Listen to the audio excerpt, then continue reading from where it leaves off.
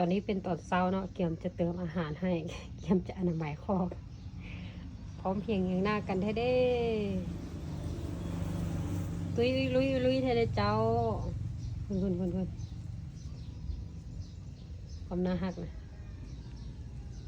น่าหักขนาดเลย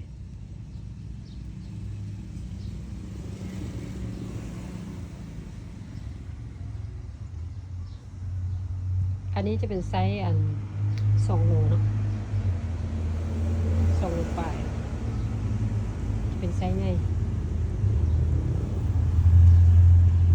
มีข้าวเหนียวเลย กินข้าวเหนียวได้กินคือคนได้หนึ่งวันนี้อากาศ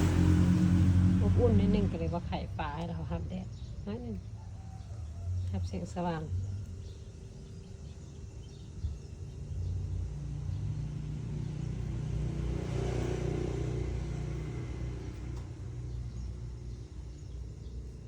จะเป็นตัวยาวๆใครเป็นคนก็จะเป็นผู้สูงผู้งาม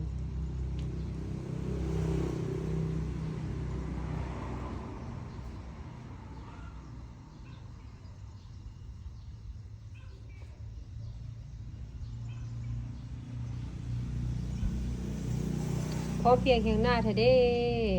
เป็นไงพิดหน้ามาทางเดียวเจะชิปีแล้วหวะเจ้าคือขี้ดื้อแท้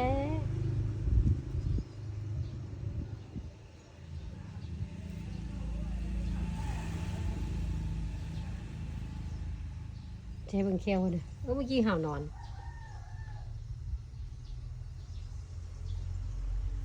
แควนะ